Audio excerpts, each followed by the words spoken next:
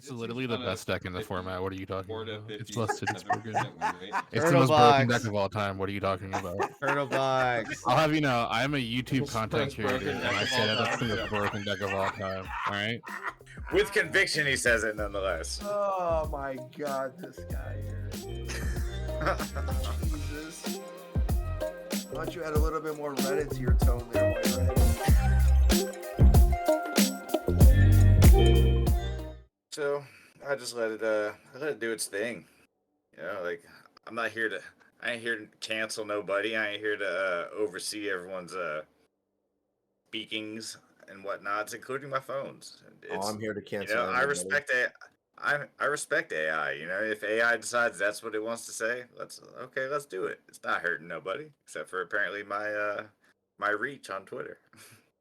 The most surprising thing, I think, was finding out that, I guess maybe it wasn't that surprising now that I think about how Twitter functions, but from the algorithm leaks, finding out that we're grouped into clusters. And if we try to post at people outside our clusters, it downvotes it. Like, what? Like it doesn't want intruders. You have to know, keep like the it's people in their box, man. It doesn't want, like, I don't know. I still don't know exactly what it means. Like, it doesn't want, like, Magic players It's talking like to. Our strong like players. communities, no? Well, so the way I understood it was, you know, these Magic players that are like, you know, posting about, you know, they're basically using their personal Twitter as their Magic Twitter, as their political Twitter, and they're doing it all on one thing. And that's not how the app functions. At least that's how I read it. So it's like if I could see if that. you're in the cluster of Magic players like we are, then if you're posting about, say, you know, fitness or a group of politicians or hell, even another game, for example, like it's just gonna downvote you because it's not Magic. That's not where, or rather, not gaming or entertainment or whatever your cluster is. So like on your profile, mine says gamer. It might be something different for yours. But like if you post something that's not gamer oriented, then it's just gonna downvote you. That makes sense, actually, now that you've described it as such. Okay. Well, this limits So are we your intended to have an, multiple accounts to talk? personal Oh. account and some Magic account. Okay. That explains it. I think YouTube is the same way, right? Like, I have two YouTube channels. One that's kind of dead with my variety gaming stuff, and the other with the arena stuff, so that makes sense. How is everybody doing? That's just how I understood it. I don't know if that's actually how it is. That's just the way it was explained was that's how I read it. How's everybody doing out there? This is we're doing a first run. You can call this the pilot of an MTG Rebellion cast. And I think Rebelcast is very appropriate, specifically because everybody here really is their own unique individual with their own perspective, and it's not something we just kind of like fluff talk about. Like, we really do disagree sometimes, but there are quite a few things we agree on as well. What do you guys? The first thing I wanted to open up and ask y'all, ask the panel here. We got Lieutenant Watts, we got John Ramos, MTG, Perry Dabo, we got Luis Dragon at Luis Dragon 90 MTG. Is what you think about the new cards, the new mechanics, the battle cards in particular. Has everybody had a chance to go and see how the battle cards work? And maybe if you haven't, if somebody could be so kind as to explain it to me, because I still don't know if I know exactly how it works. Seen some of them. I haven't. Yeah, gotten I to read actually through a have been whole lot. avoiding spoilers. But I mean, essentially, you cast it, and it seems to work out. Almost, it's got loyalty like a planeswalker would. Okay. So you cast it, and it's almost like an aura where it's gonna enchant your opponent, but it's not really considered an enchantment. It's considered a battle, which to me is really the same thing. And then it'll have the effect that it says on there immediately. Now, when it flips, like the MDFMs, whatever, when MDFC. it flips, thank you. I knew there was words there. Maybe you can use letters, but things existed. Gotcha, everybody. When it flips, you get the effects off that backside, but in order to get it to flip, you have to defeat the battle, and that's by hitting the loyalty that it's assigned when it's cast. Now, my initial concern was, can you only brutally smack the thing around? Like, do you have to do it through combat? But I'm seeing cards that specifically say, do this damage to such and such or to target battle. So I'm assuming we can actually target them with things that say any target, X damage Probably. to any target, do this to any target to get the flip side. So that's my understanding of it thus far. My very novice, not doing a lot of research, but what I'm reading and seeing as a whole from everything, that's how I've seen them played, or not played, how I've seen them, how they will be played, I guess. Yeah. Something. Go ahead, Luis. Sorry.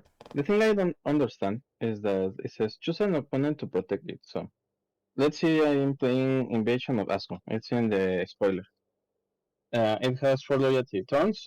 I mean, if I cast this card, I can't attack the player because the battle is protecting the player, or it's like a planeswalker that I can choose to attack, or I don't want to. I have to attack. And am I explaining right? Because the wording they are using is, as a siege enters, choose an opponent to protect it. So it's like a force shield, let's say. Like it don't let you do direct damage to the player.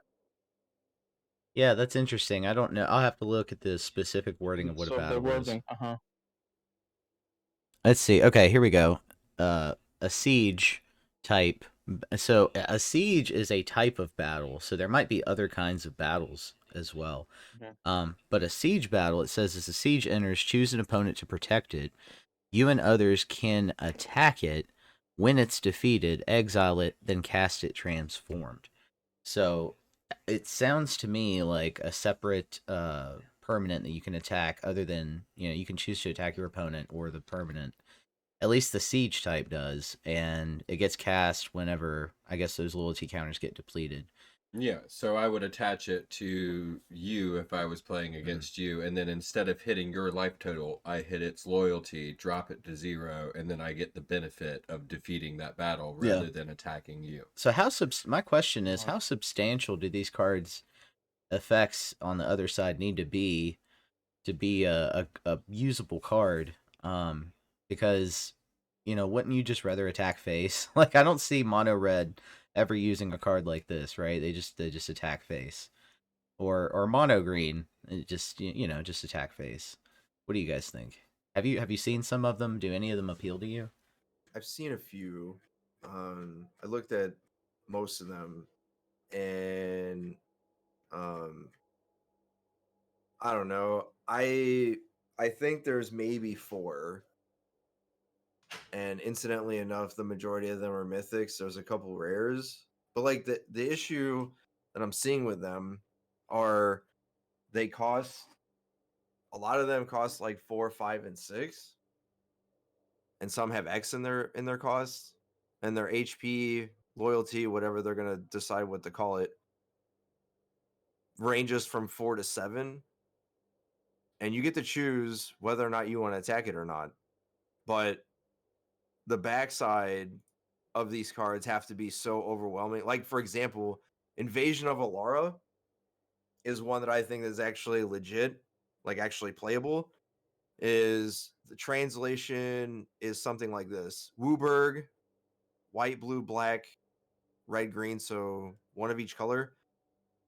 Whenever Invasion of Alara enters the battlefield, exile cards from the top of your library until you exile 2 non-land cards with mana value 4 or less. You may cast one of them without paying its mana cost, put the other one in your hand, then put the rest of the exile cards under your library in a random order. So you're getting a Cascade for 2, or Cascade 2, and you get to basically cast the better one, and then you just basically drew 2 cards for 5 and cast one and put the other one in your hand. Now, this one has an HP of 7. Now, the flip side of this is it's a sorcery. Awaken the Maelstrom is all colors. Mm-hmm. Target player draws 2 cards. You may put an artifact card from your hand onto the battlefield. Create a token copy of target permanent you control. Distribute 3+1/+1 counters among 1, 2, or 3 target creatures you control. Destroy target permanent an opponent controls. Ooh. But again, you have to deal this thing 7.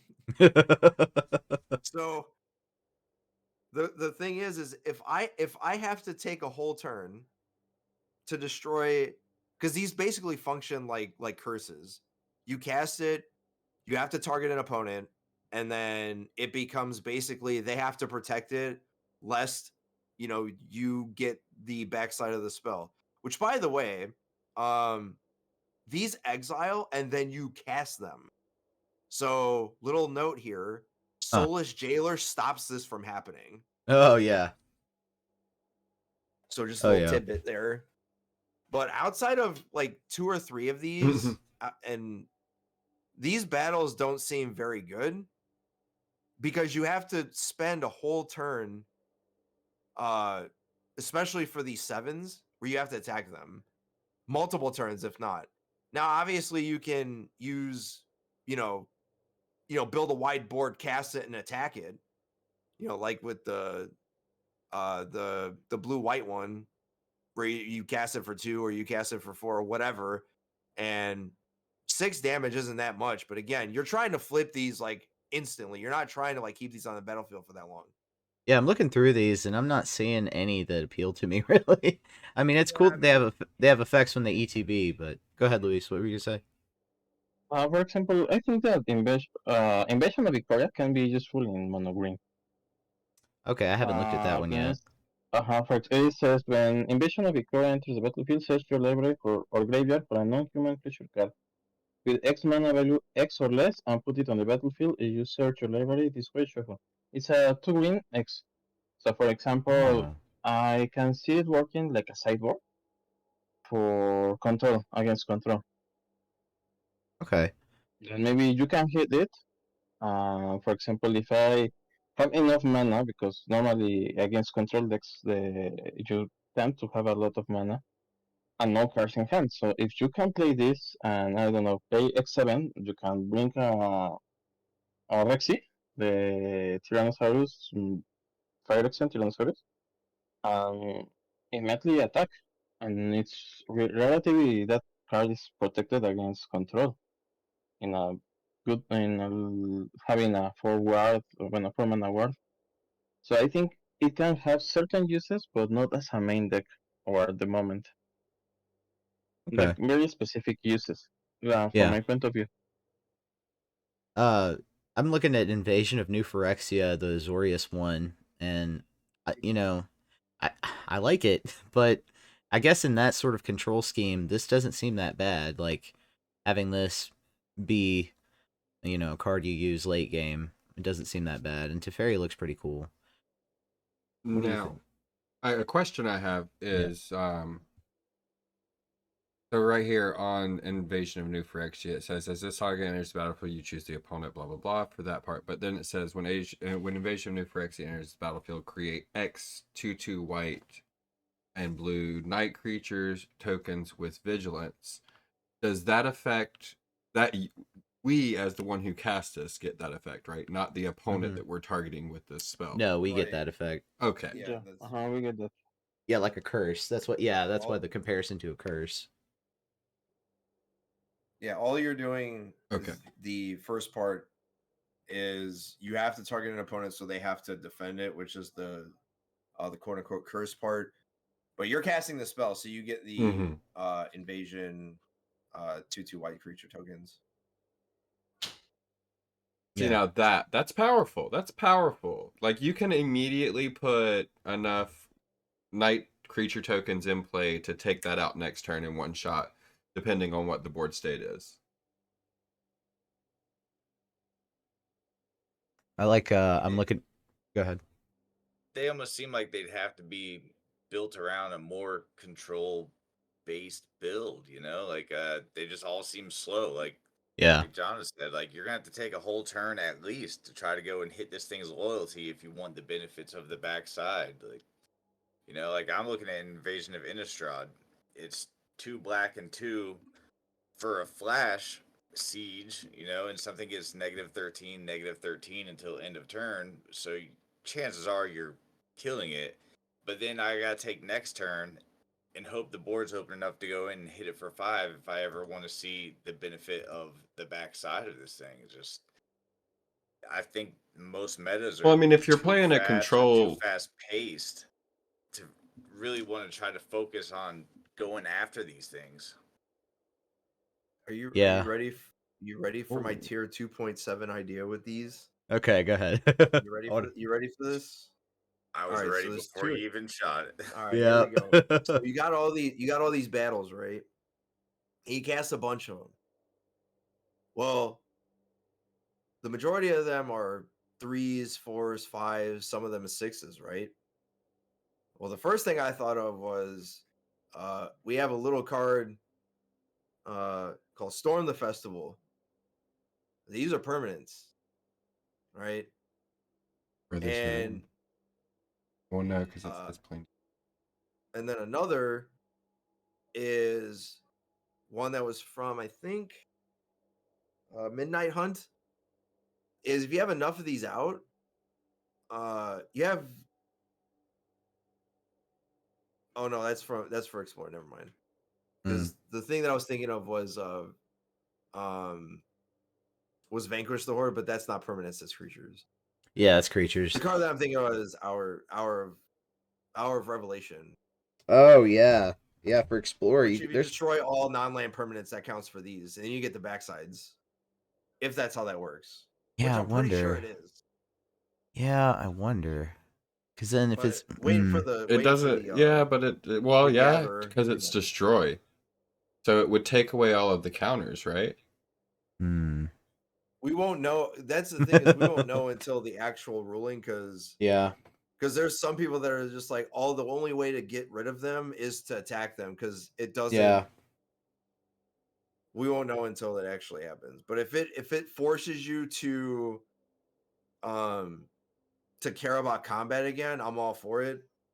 I just don't see a world where mono red goes, yeah, I'm gonna play 4 of these, Invasion of Tarkir cards, and I'm gonna spend, a whole turn dealing 6 damage to this thing when I could have killed my opponent last turn. Like, I just don't see it. So we'll not in the aggro version, but I mean, if you're doing things like all will be one as an enchantment, then this big red, counters, yeah.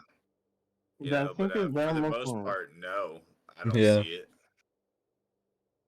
I think that they are more for middle range and for control and for aggro. Totally. The red one costs 2.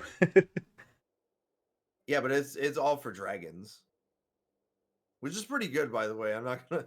There's more than one red one because it looks like an Invasion of Kaldheim. There's a lot of dragons, Tommy. Nah, the Tarkir one is the one that's good. Yeah, I'd play that. More than one. I'd probably play the Invasion of Tarkir one in a Historic Dragons or Explorer Dragons or Alchemy Dragons. So how many more dragons we got coming for this to be relevant? There's not very many. I looked. Yeah. Well, that's the thing, though. You stick it in Historic, though, and you got all the dragons. Let's go. 5-color dragons for a red for 2? Absolutely. Now in Alchemy, there's a lot of dragons. Fair. Yeah, I have a couple of... There's the card that wants you to build mono red dragons in Alchemy too, isn't there? I forget what it's called, but it's like it's the 4-drop, I think, too. But there's a bunch of stuff in there. But then you have the 2-drop, the little whelp. I don't know if that's in there too. I love the whelps, both whelps. Yeah. Sorry, whelps, they kill them on site. Pup, all of the likes that drop prices are buff. For example, if we play, anyone remembers Waytorant? Mm-hmm. That is blue, white, black. This says it destroys non-land target permanent. I suppose that's an easy way to eliminate a battle. Void Rend. Yeah. Yeah, and it can be counter. So it should be a way to play it. There's a card in here that allows Big Red to do triple damage. City on Fire? Yeah, but isn't it like 8 mana? I know It what you're is, talking about. but it has Convoke.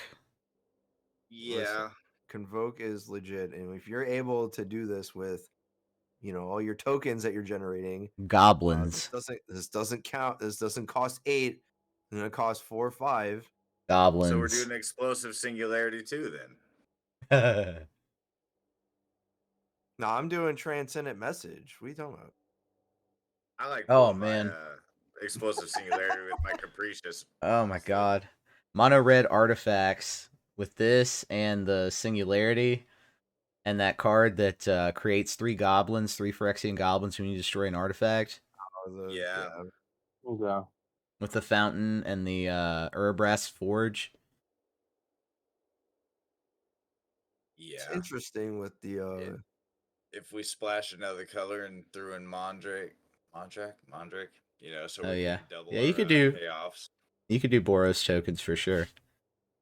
This just had to be Right. an enchantment, huh? That I can't use Right. creativity with this and explore with tokens. Oh yeah. So disappointing. So disappointing. What do y'all think about Incubate? I've seen it in black, I've seen it in red. That mechanic is bad. Yeah. Yeah, I don't see that panning out.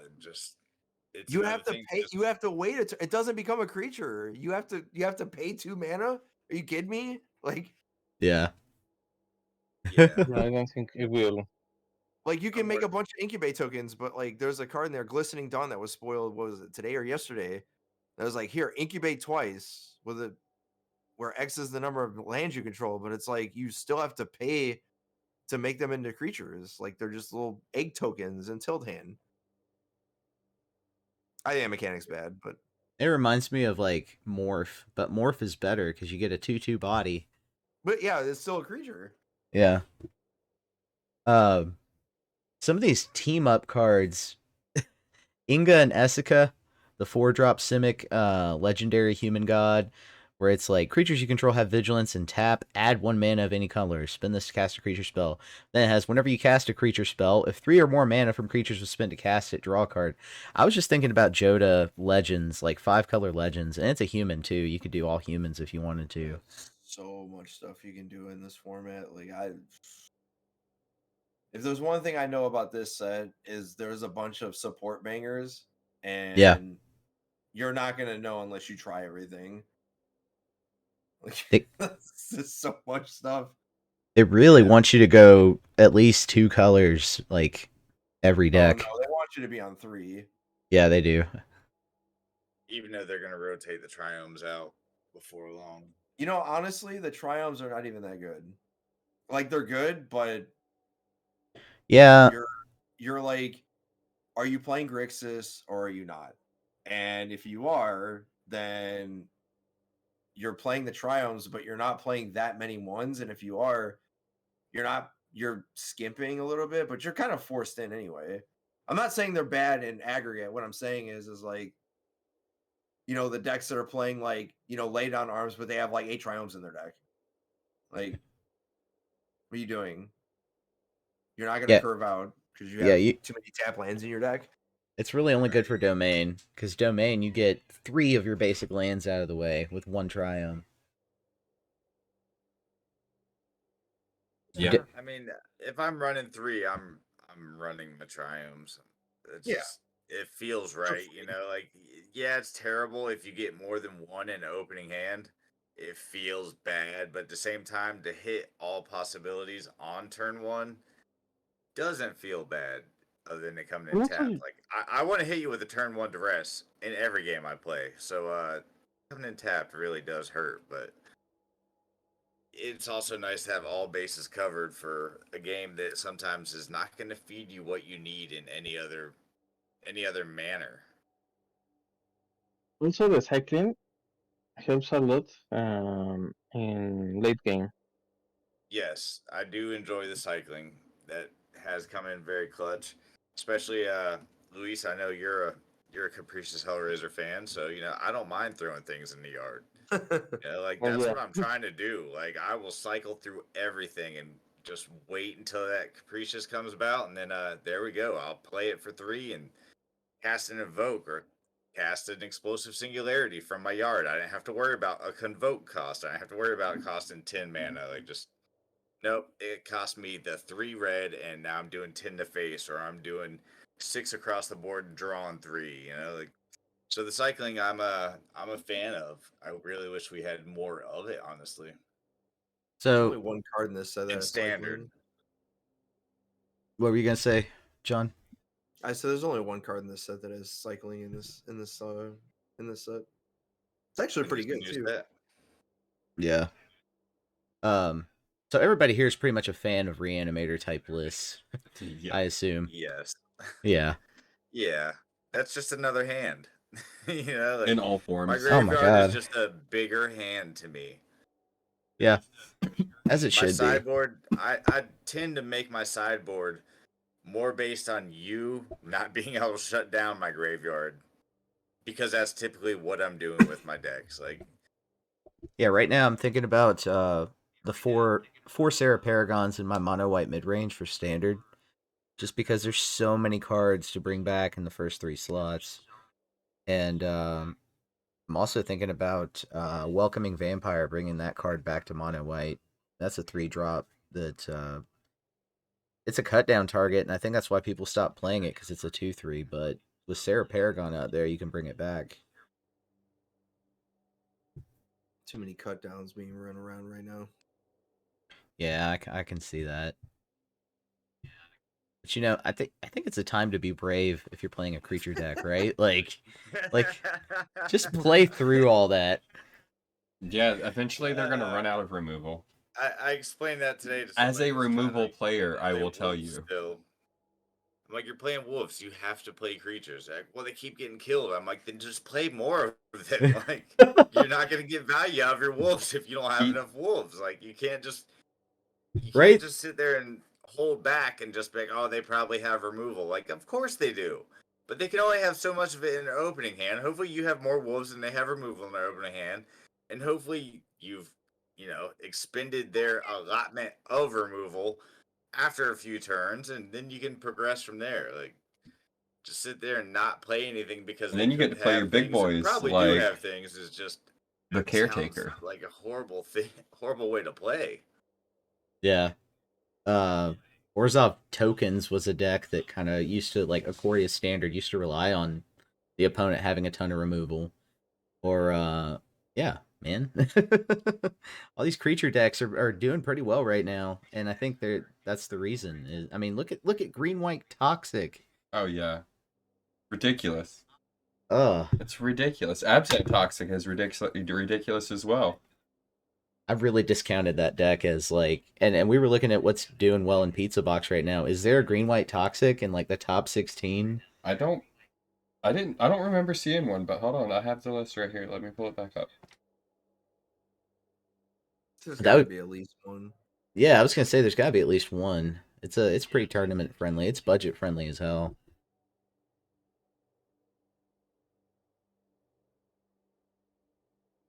But yeah, that is definitely a deck worth checking out if you haven't. I think everybody should play Mono Red for a month, right? Like every MTG player needs to have the experience of playing Mono Red, because Mono Red is that archetype that is the most aligned with just like not caring what the opponent has in hand. It's all about what's on the board. You are going. Just go, go, go. Yeah. Don't think. Put it down. Ant Toxic send it down, was the first send Toxic it down deck, the and way. it finished 8th. Okay. All right. Yeah, Toxic is up there. Yeah. Number 1 today in the Pizza Box was Mono Blue Tempo. Woo. Oh, interesting. Because there's like no aggro. Yeah. It's like Yeah. There's no aggro. There's also no really viable control. Like, we call mono white control, but it's really more of a mid-range list that plays some control. And Grixis is not really a control list either. It's interested. that domain. No, it's mid range. Yeah, it's mid-range. It's interested in doing its own thing. There's really no. The domain list is control, basically. Okay, yeah, Oh. yeah. There is a domain list. It's control. I apologize. They're in the quarterfinals now. Okay, I didn't think it was over yet. Yeah, I apologize. Currently number 1 is Mono Blue Tempo. I'm trying to think of decks that are off meta. Jeskai Control. Didn't somebody win a tournament recently? First place with Jeskai Control. I think Darkstream posted that list up in the Discord, but I'll have to take a look at that. There's No. Challenge and a couple others that were won by Selesnya Enchantments. Not off meta, kind of like a callback to an older standard deck that every once in a while comes up. We're starting to see that. We're kind of like in the phase of rotation where we're going to start seeing decks that were pretty good a year ago or less than a year ago come back. Selesnya Enchantments keeps coming back. Yeah, you can't really get rid of it. It cycles around, man, and it's effective is the problem. Like, if you aren't building around it, you're in a bad situation. Yeah, you got to have something in the sideboard for that. Freaking just Kami of Transients coming back over and over. So this, I feel like, is a better picture of the tournament, though. This is the... Yeah, they're all trying to haunted hollowing things, aren't they? Hallowed Haunting. Yeah. Catilda. Yeah, Catilda's good too, at least as a 2 of. I was looking at that list today. I might play that again. It was really good as a best of 1, but I don't know how it does in a best of 3 environment. Seems good. But yeah, what's everybody playing? What's your number 1 in Standard and Explorer? I know some of us are playing Explorer. What are you using right now? Mono black in both. Mono black in both, heard. You're so original. Dimir draw for me, actually. The Dimir deck? Yeah. Yeah, that's... Nobody expects Dimir. Speaking of Dimir draw 2, there is a little card that forces you or wants you to venture into green with some Sultai builds that actually has when you draw your second card, Zemona Dyna. Oh yeah, that's right. I cannot wait to play with this. Uro nerfed. It's basically Uro just nerfed a little bit. Nerfed Uro, where you I'll just read it. 1 black, one put green, a card 1 blue, or a land 3/4 legendary creature human dryad. When you draw your second card for each turn, target opponent loses 2 life, you gain 2 life. Tap, sacrifice another creature, draw a card. You may put a land card from your hand onto the battlefield tapped. If you control 8 or more lands, repeat this process once. Yeah, throw that in the Joda deck. 5-color humans. Now that draw 2, man. Dimir draw 2. I mean, throw that like you were saying, like splash into green a little bit and throw that in. There are now 3, and probably more than 3. I'm not aware of yet. Legends decks that are just like. Some people were saying like Unga Bunga style decks where you just throw together all the legends in a color set. I think like Naya's one. 5-color Joda Trade Binder. Yeah, Esper Legends is another. And then just like stomp face for 5 rounds and be done. Yeah. I am not playing Standard, but if I was playing Standard, I would be on probably Mono White or Orzhov, because laydownarms.deck is legit. Always has been. Anytime I see swamps, I'm happy. Explorer is my go-to for off-meta stuff. I've been working on Elves because Tyvar is my favorite card of the set. And I've tried a lot of Tyvar stuff. Hell yeah. And Elves has been proven to be, at least for me, the one of the best. I can't say the best, but one of the best Tyvar shells in Explorer, just because you get so much utility out of it to either bring stuff back or your Circle of Druid being able to tap the moment it hits play. And yeah, Elves has been treating me pretty well with a over 65% win rate over 2 seasons. So nice. Yeah, that's not anything to complain about at all. I was going to ask you if you were using the the shaman of the pack or whatever. If you were using that one, assuming you are. I was on 4. I'm on 3 now. I went to 4 Tyvars due to so far for me the format shifting to a lot of black based decks, Rakdos being because the more things that they kill, like Shaman, is just not that good. It blocks well, but doesn't do that well. So I went to 4 Tyvar because I just want to have turn 2 Tyvar every game. Yeah. What are your favorite? Obviously, you're using elves. What are your favorite elves to combo with Tyvar or to use with Tyvar? Circle of Druid Dreams is that's number 1. Number 2, I seen a lot of elves decks in Explorer and Pioneer. Pioneer, they have Chord Calling, so I understand why they're doing this. They're not playing Tyvars. I understand. But in Explorer, you don't have Chord.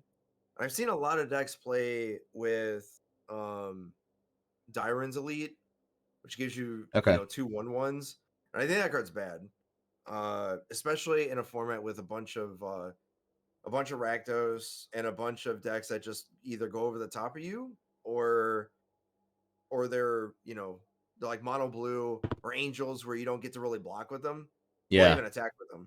So I've been using just Realm Walkers and Elvish Visionaries as my 2-drop. Okay, Visionary's good. I agree with that. Because what I want to do with it is block. And then with Realm Walker on 2, if I don't have a Tyvar, is basically if I untap with Realm Walker, it's almost like game over. Because I'm going to draw like 3 cards with it. Especially against Rakdos if they don't kill it. And also it helps you snowball against mono green when there's a stalemate. Because you don't really care how much life they gain, because you're going to kill them anyway. Yeah. And yeah, I don't like the elites and people playing 22 lands. You can skimp on lands because you're playing so many ones. Yeah. You go to 20. 19 is too shy. You got to have 20. And I you agree. want to play at least 11 1-drops. Some play 12. I play 12, but I'm playing 1 Miser, Shaper, Sanctuary because there's so much Rakdos flying around. Yeah, Shaper Sanctuary I think is a good one of in the main at the moment because Rakdos has really got the biggest share of the Explorer meta. But you can pretty much play anything in Explorer. You just have to respect the top decks in there. Yeah, you really do. I think more than standard, Explorer is a format where you have to respect the top few decks, whatever you're playing. But on the flippity flip, what deck is griefing you the most in your best format right now? I'm gonna start with Luis. Luis, what's killing you right now on ladder? I was watching the MTG system. Normally, the deck I'm playing the ladder right now is Jump with the Hellraiser.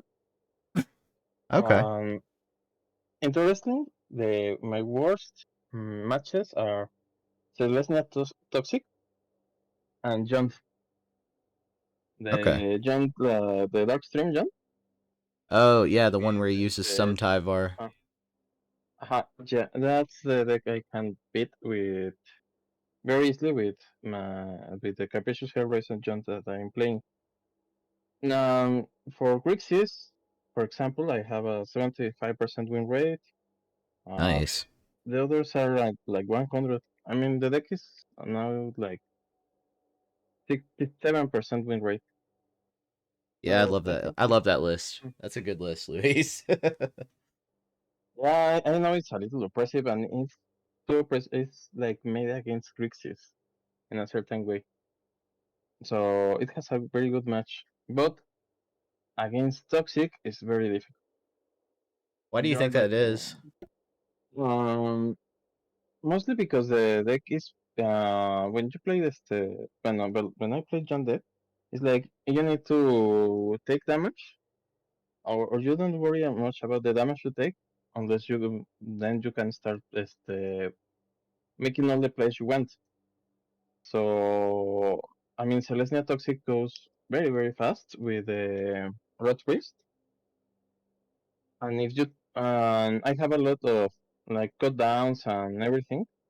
But I mean, you target the red space, they protect it, and there goes like 3 to 5 is the toxic points against you. That makes a lot of sense. Yeah, because you're not. Yeah, and that was something I talked to Darkstream about at the beginning of this last set of Phyrexia, was with the green white toxic deck being so popular early on. I remember Turtlebox. Speaking of the devil, Turtlebox is here. But I remember Turtlebox bringing up early on how in early access everybody was playing that list, and so to kind of be prepared for it. And yeah, I had to switch mentally from thinking about my 20 life total to thinking about a 10 life total with the poison counter. Yeah. So yeah, the adjustment. Peridabo, what's giving you trouble, man, on ladder? Consistently, I would say mono white, the mid range is Okay. probably one of my hardest matchups, and that's across almost anything I'm playing. I feel like I can work through almost any other build, but mono white, man, just it seems like everything they have is a 2, if not somehow a 3-for-1. Every card in that build, like, and I don't know how to outvalue that. Like, And this yeah, is like why I play the deck in You standard. don't. Yeah, Yeah, it's you just don't rough outvalue it. to That's get through, like, and every build is not every build, but most builds are slightly varied, and I've tried to set sideboards knowing I'll be going against it at some point, and then I just hit that variance where they're like, oh, this one's running AO. Okay, that's unfortunate. That's gonna be hard to deal with, but I can. But I'll spend so much on one resource, or so much of my resources getting rid of the problem, that now I've let them run rampant with all their other little things that are happening. It's like they're constantly flipping switches and pulling levers at the same time while I'm just trying to focus on one thing, and they took off a whole nother direction, like they're pulling them, like, look over here while I'm really pulling your wallet out of your back pocket with this hand. Like, that's what I feel like mono white does to me, no matter how I try to approach it. It just, I don't know. I'm actually been meaning to spend time and just sit there and look at the build and see how I can almost emanate that through another type of build. Like, could I somehow make a mono black that worked like the white? Could I make a 2 or 3 color that works the way that white works? And I'm not sure if that's viable or possible yet, but I mean, I feel like it should be. I haven't cracked that riddle yet. I can't figure out that code yet. Yeah, that thing just is resilient, man. It's it really resilient. It's a high value list, and I think your next two color sets that are going to be high value like that in a similar fashion are going to be Rakdos and Grixis. Rakdos, however, much more tunnel vision. Grixis is. Yes. The Grixis has a bit more flex. Yeah, and even the removal, trying to remove things from the mono white build, like there's chances. Okay, you got rid of it, but there's a good chance they'll be able to get it back. And if not this game, when they go to board, they'll figure out the ways to pull it back, whether it be Paragon or whether you got to get rid of the AO. And the only way to get rid of the AO that's gonna come in for the kill if you let it go long because you don't have the right blockers is to kill it. Now they're replacing it with something that replaces itself more than once. Say they pull a wedding announcement, so now they're getting just feeding themselves tokens, or they get a bank buster out of it, and now they're drawing themselves more cards out of it. Like, just everything in that deck is solid. It is a powerhouse to get around. It is my nemesis in almost any build that I have concocted or dedicated time to playing so far. Every time I see that turn 1 plans, I'm just sitting there like, what are we doing now? Oh yeah. Oh god. Yeah, that's the deck I've chosen to take on as a project this week. You learn as much as I can from playing. Right. Yeah, I mean, when you watch a good pilot with it, especially, like, I've seen they have done flip trick after flip trick to get around everything I can throw at them, and all I can do is slow clap when they start. I'm just like, dude, that was impressive. There's You're also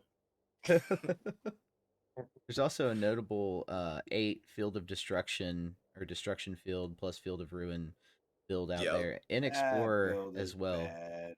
You think so? I Yeah, was I going to haven't ask you ran about into it. that yet. Yeah. It's so slow. Like imagine drawing like double white casting cost stuff and you have like 3 Field of Ruins in your hand. Like, okay. This does not sound appealing at all.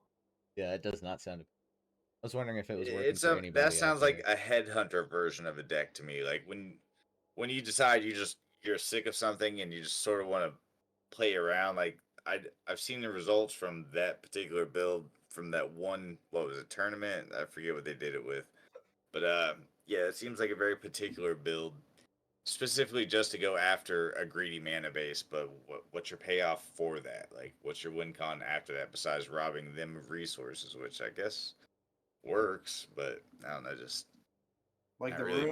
room full of Grixis and Domain? Yeah. Yeah. That's probably fine. Yeah, But a if room that's full of all you're mono gonna red is encounter, right? Yeah. You better hope that's all there is.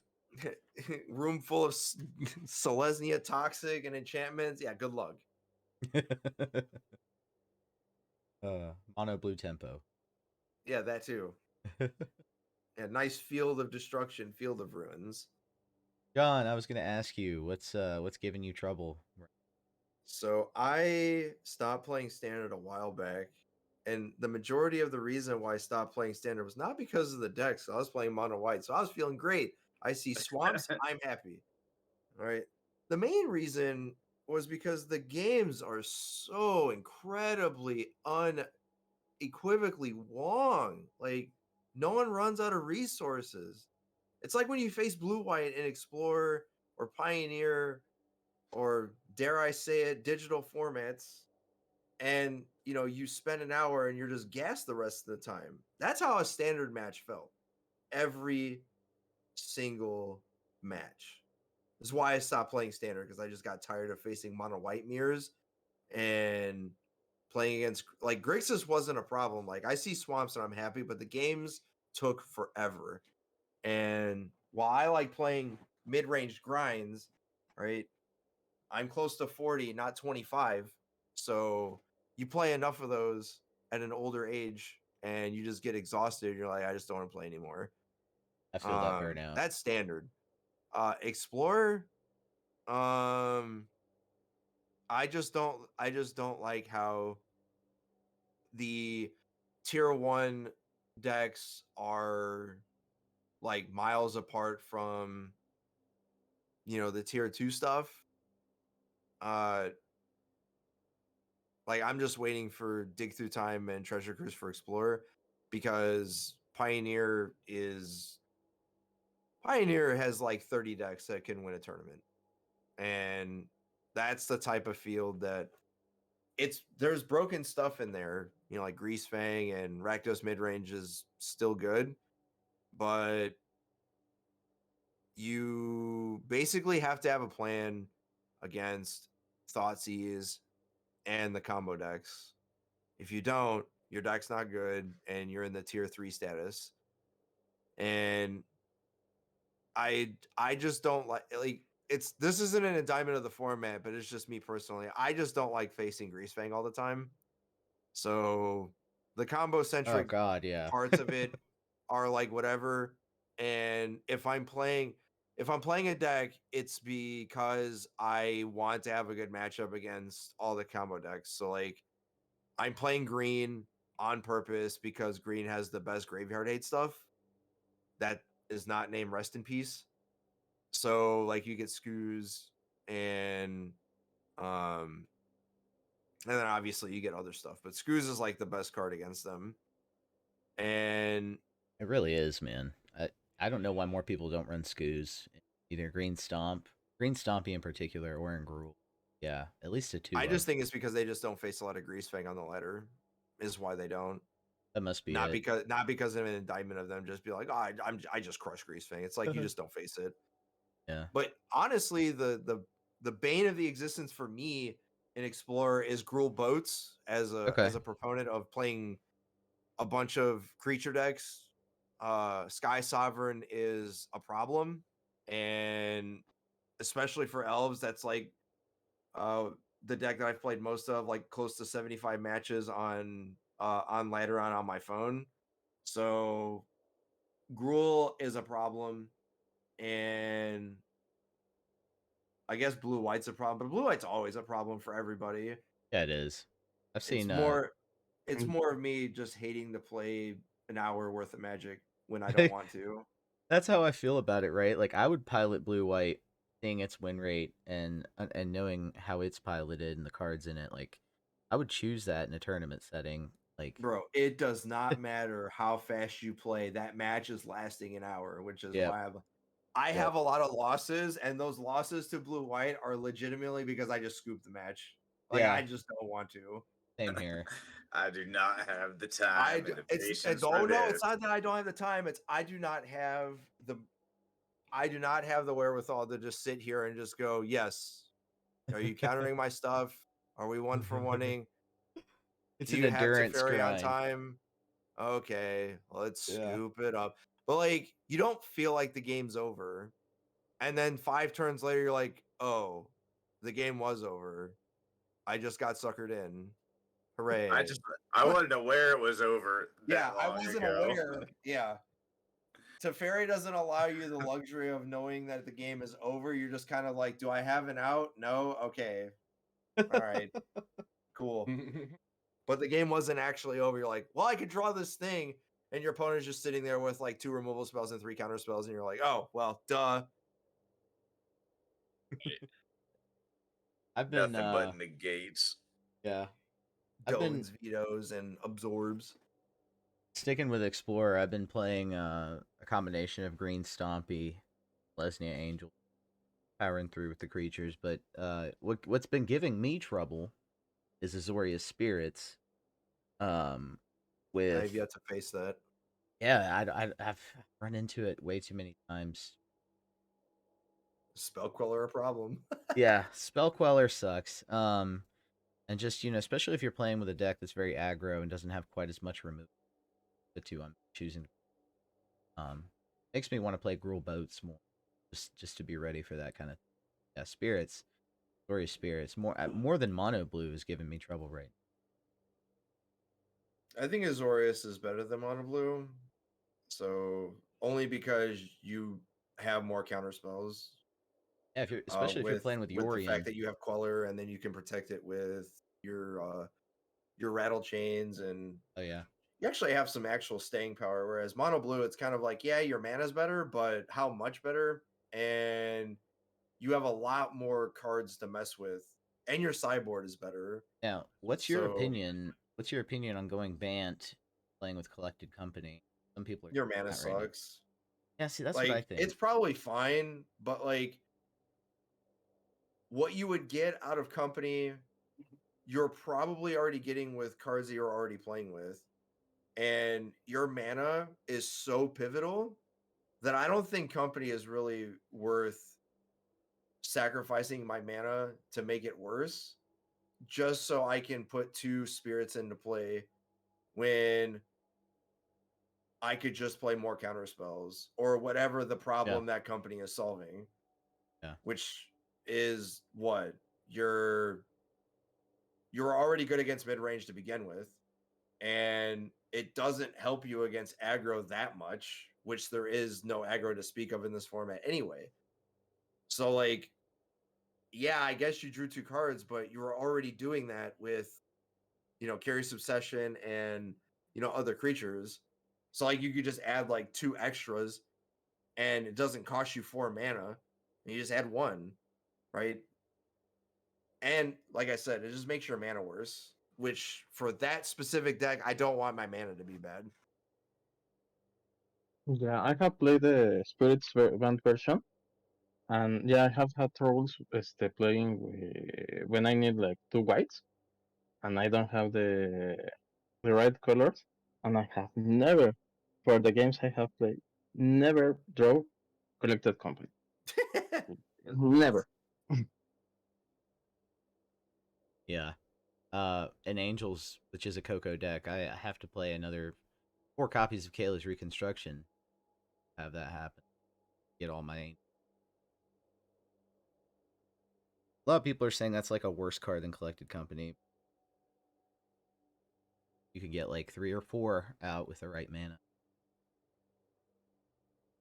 Which is that's how I played in Soldiers too, in Standard. Kayla's Reconstruction in case you're flooding, like it's flooding insurance. Yeah, basically. In Florida, you need flood insurance, so I was gonna say, yeah. Paradabo knows all about that. Oh man. Sometimes I like to take a minute every now and again to type in Magic the Gathering into Google and click news and see what see exactly what the perception of Magic the Gathering is. News. All you have to do is look at Twitter. Yeah. Oh God. Or Reddit. Yeah, oh God, that's a whole nother corner. that seems like a toxic search. I don't know that I ever need to delve into Reddit to read about Magic. Like it's just Your fingers don't burn after you type that stuff. Right. Really so neat. What did you see? So the neat article that came up, I'll do a little positivity here. The neat article that came up was archaeologists discovering the first trading card game 3,750 years older than MTG. Oh wow.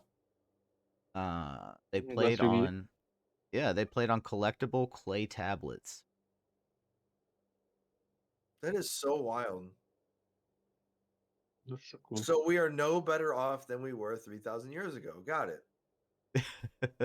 No, it just means that we got this. their clay was figured probably out, man. We've been a little doing more this longevity for 1,000 wise. years. Yeah. Could you imagine if a clay Black Lotus sold for 1,000 shillings? Like, oh man, I'll trade you 2 well-ripe goats for this clay Black Lotus, bro. Are you kidding me? Oh my God. No, it's wild. Yeah. That's insanity.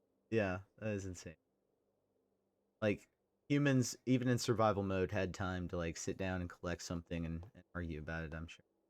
Yeah, so anybody that ever says something to the effect of, It would be a lot well, harder to cheat. they didn't have any Couldn't sleeve one distractions of back those. then. They didn't have any distractions. They were always hunting and gathering. No, they sat down and played chess and played Magic like the rest of us, right? Yeah. Look, you can't break the horse's back every day. You can't be working all day every day. Exactly. I mean, like even if there's somebody that's not. People have to entertain their curiosities, and fill that void of boredom. Like, there's no way that people haven't been doing that. I mean, do I think that they were all tapping mana to cast counter spells and everything else? Probably not, but had to be something similar. Yeah. So, you ready for the piece that creates an argument? Sure. Every day, got to have polarizing content. That's what the content creator gods dictate. All right. I think that's mostly overrated, but you go right ahead. No, I'm there with you. I'm a contrarian by nature, so The CBR.com is posting an argument that MTG's Enter the Battlefield effects are stronger than ever in March of the Machine. And backing it up with cards that seem more like commander creatures that they're putting into the set rather than typical creature. But do you think this is the case? And if so, why? I mean, we talk about power creep all the time, but is this where it's at, the ETB effects? I think we've talked about ETB effects before.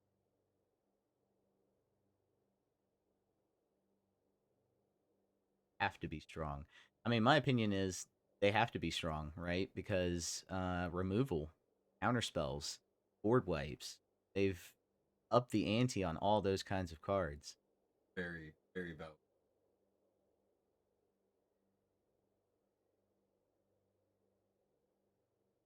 It's like, sure, you're gonna kill it, but like, I'm gonna get value. Yeah. That's why Grixis is doing what it does. Corpse Appraiser, Graveyard Trespasser being a 2. The ETBs are where it's at.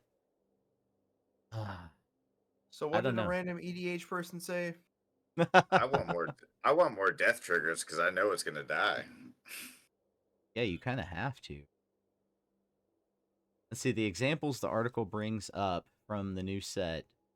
The first, like the headline brings up Borigmos and Bablith. I don't know how to pronounce that word. Fibblethip. Fibblethip. Okay. Yeah, which is a teamer 5-cost card that whenever it ETBs or attacks, draw a card, then discard any number of lands. When you discard one or more this way, this card deals twice that much damage to target creature. So they're complaining that this ETB is the most powerful ETB ever since whenever. Since Is the it- last time it was the most powerful. So does this person like I don't do they not like have like 20 years of history of Magic and ETB triggers? Like There's a couple of other examples here as well. Boonbringer Valkyrie, a 5-cost double white devotion angel warrior, 4/4 flying first strike lifelink with backup 1. A new ability that says when this creature ETBs, put a 1/1 on target creature. That's another creature. It gains the following abilities until the end of the turn, and then it lists flying first strike lifelink. I mean, this is just better Sarah Angel. Like this is strictly better. Like it's just power creep. But Sarah Angel's been around for 25 years, so you got to make the formats better. So you got to make the cards more powerful. And this is one way to do it. I just don't like what do these people expect? They expect like, you're always going to have never have mana leak in the formats anymore. Like are we just not going to have stuff like Right? Sarah Like we're not Angel? Like, we're it's not like I don't we're not gonna understand turn we're not gonna turn down removal. Like that's not gonna happen. Well, no, right? what I'm saying is like Oh, even if, which I disagree by the way, that these are the most powerful ever, or the power creep is the most power creep ever, but you have to continuously increase the power in retrospect, but without unbalancing the format, or you're not going to sell packs. So I just don't understand what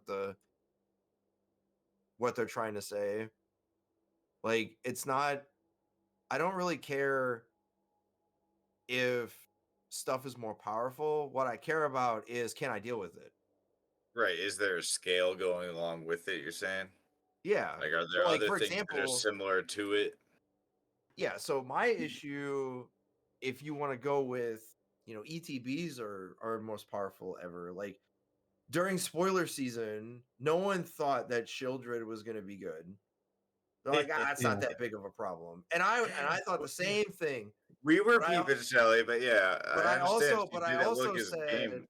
but I also am on record saying like, this might be a problem though, because I don't see very many ways to kill this thing. And lo and behold, the only way to deal with it was in like 2.5 colors, black and white, and make disappear. Red had nothing, and green had nothing. So like it just by sheer existing, because it had 5 toughness, Red had Rending Flame, just no one used it until Shelly. because that card's terrible. And now Like, Rebel Salvo. Yeah. Yeah. But the point being is, again, like, unless you push the envelope, you're not going to sell packs and no one's going to play your game. So, like, I don't understand why there has to be like this, oh my goodness, I can't believe this. They're making stuff so powerful, and it's the most powerful ETBs ever. First of all, no, it's not. Have you read Fable the Mirror Breaker? Like, I don't think you understand how some cards have made it past that have way better ETBs than some of the other things here. Like, first of all, that's a 5-drop. All right. Like, There's like 9 billion cards in this set that deal with that. For example, change the equation. Like counter target red or green spell with mana 6 or less. That's a red spell. It's also a green spell. So you're never getting that. Oh, and by the way, Elish Norn stops this. So like the more it costs, the more powerful it has to be. But like these are the same people that are like, oh my god, it does so much stuff. What am I ever gonna do? And then sit there and play the same deck with the same pet cards and go, I don't know how to deal with this thing, and not cut any of their pet cards and play stuff that actually matters, like removal and counter spells, to not have that stuff happen to them. Yeah. Like, I feel you, John. I was gonna bring up Hoarding Broodlord on the left here. I have it up on the screen, but Hoarding Broodlord for y'all is probably the best out of these three, in my opinion. It's the most expensive. It's an 8 cost, 3 black in the cost dragon with Convoke. Has Convoke. It's a 7/6 flyer, and it says when it ETBs, search your library for a card, exile it face down. For as long as this card remains exiled, you can play it. And spells you cast from exile also have Convoke. But that black control. Yeah. Play it late game. Go get your Gix command. Fun. Cruelty, Invoke, whatever. This thing costs whatever you want. Go get it. But it has Convoked, didn't we just See? Yeah, but this is black. I knew this was. I knew. That's my thought. I knew this was going to be divisive. You're going to have to splash something else for Convoke to actually matter. Right? Maybe like you got to have white for the tokens. Yeah, exactly. That's my thought. Is you're going Orzhov with this. There's almost no way you're not. Guess you're tapping Shieldreds.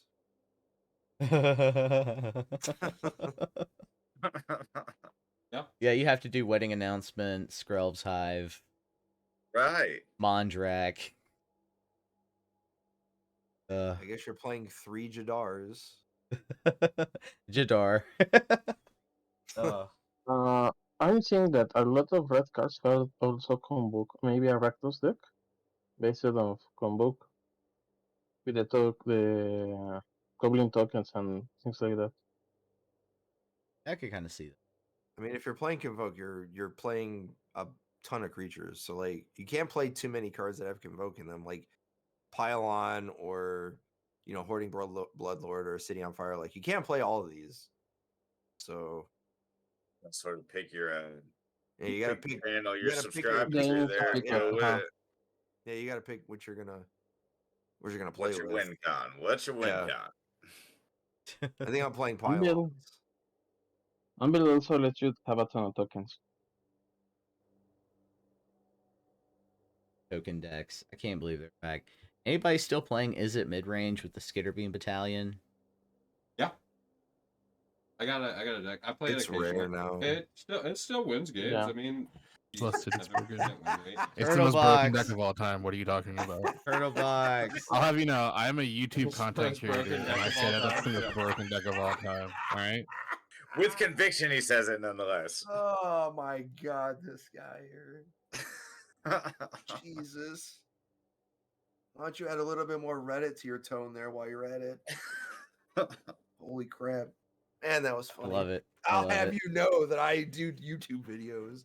Actually. Mac, wasn't that his argument?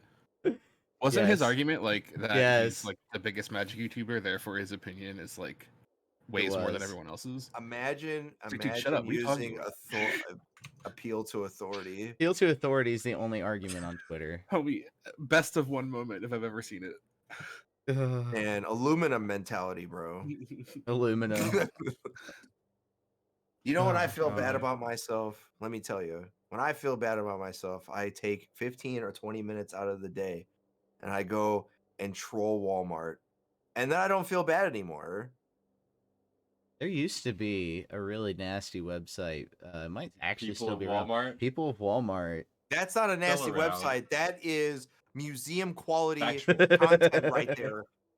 Them's just facts. I mean, Yeah. the people on it were pretty nasty, is what I It's mean. still around. That is a Haven't daily bought it. occurrence, by the way. That is nothing like Yeah, when people are like, go "Oh to my your god, local Walmart and hang that's out like for a so day. rare." No, that is every day. Right, that's just Tuesday. That's what I'm saying. It depends. I guess down here in the South, yes, I see that kind of stuff all the It time. doesn't matter. Walmart stresses me out. Like that's Yeah, like bro. last ditch. Like I really can't get this Yeah. anywhere else. Why Yeah. do they have to have the? Why do they got to have the It is- monopoly on this particular item? Amazon It ain't is providing prime this. Like I people can have it watching tomorrow if I got and- time. Right. Yeah. We'll wait. Yeah. That is a hard sell for me to go into that store. Well, guys, everybody, we have been live for a little over an hour. So we're going to call that a wrap on the first episode of this podcast. I think we should do this every week. I think this just helps me vent some of the frustration from the crap I have to deal with during the week. Yeah. I'm Yeah. down. I like it. We'll make this No, my it's good therapy fun. sessions. Run it after the. I just have to make sure the turtle box is here so that we get the full effect of Full effect. I'll have you know Yes. .com. Well, have you know.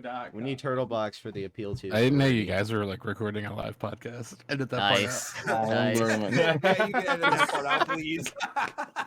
leave this part and edit that part out. Okay, Oh, now We we gotta need to have it make- candid. It's got to be candid.